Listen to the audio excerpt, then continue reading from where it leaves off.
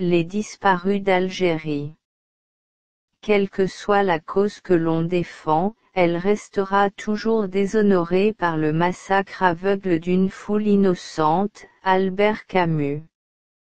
Il y a 57 ans, tel Ponce Pilate, le gouvernement français se lavait les mains et tournait la page. Pays sans nom, sans frontières, sans unité, c'est par la France et dans la France que l'Algérie avait acquis une personnalité, pour la première fois dans l'histoire. C'est par la France qu'elle devint officiellement indépendante, le 5 juillet 1962, et c'est à cette date que le drame des disparus ayant connu un essor vertigineux dès la signature du « cessez-le-feu » atteint son paroxysme. Le point de départ de la gigantesque entreprise de destruction qui devait s'abattre sur les Français d'Algérie, entreprise de destruction voulue et organisée par le régime gaullien, fut la honteuse signature des accords d'Évian du 18 mars 1962 avec comme symbole de forfaiture, le massacre du 26 mars à Alger. Son aboutissement, le génocide du 5 juillet 1962 à Oran. Entre ces tragédies, plusieurs milliers d'Européens, on ne connaîtra jamais le nombre exact, disparaîtront, enlevés parfois même sous les yeux des militaires français qui n'interviendront pas, ils n'avaient pas d'ordre, disait-il. En réalité, ils avaient des ordres de non-intervention.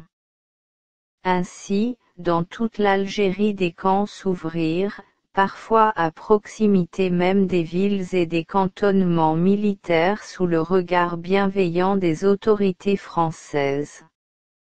La plus élémentaire des missions eût été d'ordonner à notre armée, encore puissante, d'effectuer des opérations de sauvetage en direction de ces camps, sa première motivation étant de sauver ses propres soldats dont près de 400 furent pris vivants au combat.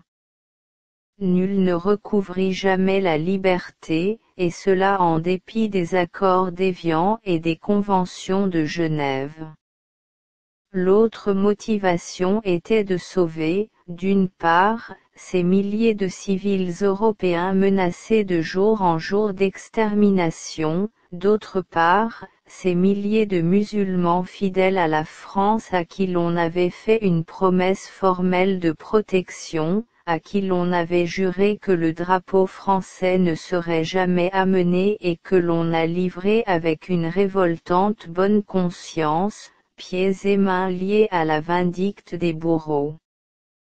Alors, quand les familles éplorées suppliaient les militaires d'intervenir après l'enlèvement de l'un des leurs, quand elles en appelaient à nos gouvernants, nos médias, nos associations humanitaires, à la Croix-Rouge, quand ce n'était pas au clergé, on leur rétorquait sans ménagement, qu'il était tout mort. Et ainsi, parce qu'il était tout mort, on a laissé, des années durant, pourrir dans les geôles, les mines de sel, les camps de la mort lente et les bordels, nos proches, nos familiers, nos frères. Car on ne supprima pas des milliers de personnes du jour au lendemain. Certaines vécurent des années durant dans leur univers concentrationnaire, déclarations d'hommes politiques et témoignages l'attestent. C'est ainsi que, le 26 janvier 1971, 9 ans après l'indépendance, le président algérien Boumedienne déclarait, à Paris, on semble ignorer que nous détenons un grand nombre d'otages français. Quand il le faudra, nous en communiquerons la liste à la presse, d'où une émotion considérable en France. Alors, pour obtenir la libération de ces otages, il faudra y mettre le prix. Le couple des enseignants à l'art, de Bruyères-le-Châtel, Essonne, d'abord profond de libération nationale puis expulsé d'Algérie au cours du second trimestre de 1971, révéleront qu'environ 750 disparus Européens ont été vus et contactés dans les camps de travail situés à proximité des puits de pétrole d'Assi Messaoud. À l'automne 1972, quelques-uns de ces hommes ont tenté de s'évader. On les a retrouvés bastonnés à mort sur la rocade sud, avec la main droite coupée. Le 23 avril 1982, l'hebdomadaire, spécial dernière, publiait les révélations de M.R. Poniatowski qui affirmait qu'en 1975, il était alors ministre de l'Intérieur, il y avait encore des centaines de captifs en Algérie. Ce jour-là, nous fîmes connaissance avec l'incroyable, l'impossible, l'inimaginable. En première page, on pouvait lire. Exclusif, les photos des Français détenus sans raison prisonniers en Algérie depuis 20 ans. Un vrai camp de concentration installé du côté de Tizi Ouzou. Au total 15 photos sous lesquelles figuraient les noms et prénoms des disparus. Or l'une d'elles nous apprenait ainsi que le gardien de la paix, Pellecer Jean-Claude, enlevé le 16 mai 1962 à Maison-Blanche, Alger, dans l'exercice de ses fonctions, était toujours en vie, alors qu'il avait été déclaré décédé, le 13 novembre 1970 par le tribunal de grande instance de Paris. 20 ans après ces tragédies, il y avait encore des survivants dans les camps de concentration algériens. Nous en avions, là, la preuve. Que firent alors les autorités françaises ?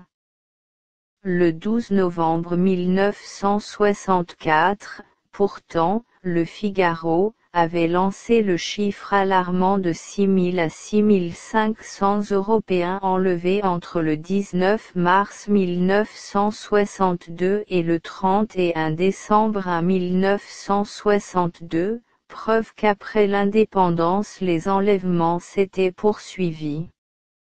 L'accusation était portée et elle était irréfutable.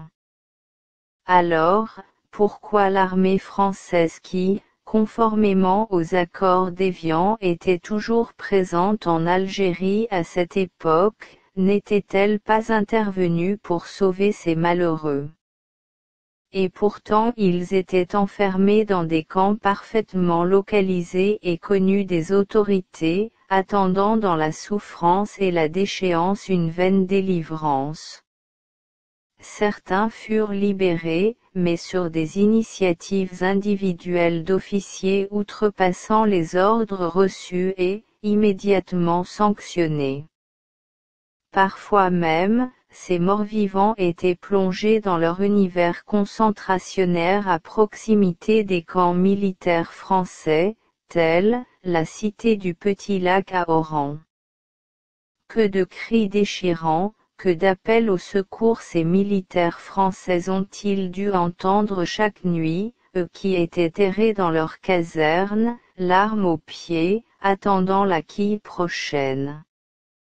Que d'horribles, que d'épouvantables hurlements ont dû retentir, des années durant, dans ce pays livré aux écorcheurs. Mais nul ne pouvait les entendre. Une chape de silence s'était abattue sur ces malheureux, ajoutant ainsi à leur calvaire et, engoncé dans son égoïsme, son confort et son indifférence, le peuple français ne répondit pas aux plaintes et aux râles qui s'échappaient de toutes les contrées de l'Algérie et qui venaient s'écraser contre ce mur qu'il avait érigé sur ses côtes. Ces sacrifiés-là, dont le nombre s'amenuisait au fil du temps, n'étaient plus que des animaux survivants d'un triste bétail pensant, abandonnés à leurs délires, à leurs rêves et à leurs rancuresses. Durant des années, ils ont croupi derrière des barreaux ou dans des camps, à épier leurs geôliers, à écouter les râles des mourants et les cris de ceux que l'on torturait, en suivant de leurs yeux, leurs inoubliables yeux, empreints de crépuscule mental, la marche rêveuse des nuages dans l'immensité du ciel étoilé. Pauvres êtres torturés. Leurs cris déchirants seront restés vains durant toutes ces années, mais ces plaintes ne sont pas perdues. Quelque part dans les cieux elles ont été enregistrées indélébilement et le jour du jugement dernier, elles se feront de nouveau entendre, et les paroles prophétiques du maréchal Juin remontent à ma mémoire, la France est en état de péché mortel et elle connaîtra, un jour, le châtiment.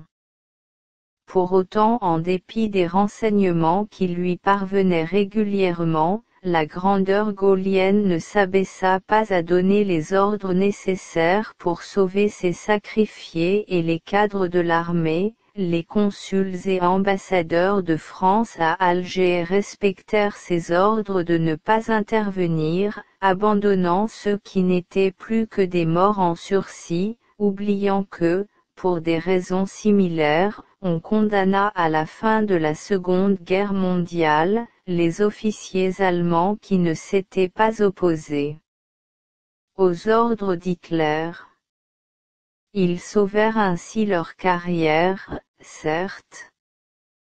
Plus tard, ambassadeurs, colonels, généraux, députés, couverts de titres et de médailles usurpées, ils se prélasseront et se féliciteront de leur bon choix. Mais, où est leur honneur? Que devient une armée sans honneur? La voix de la conscience et de l'honneur est bien faible quand les boyaux crient, écrivait Diderot. Ainsi, la France et l'armée française d'alors sont aujourd'hui encore éclaboussées d'une honte que le temps ne suffira pas à effacer. Il n'y a pas d'exemple qu'un État ait livré de la sorte ses enfants au bourreau. Et cette tâche indélébile ternira à jamais l'honneur de la Vème République.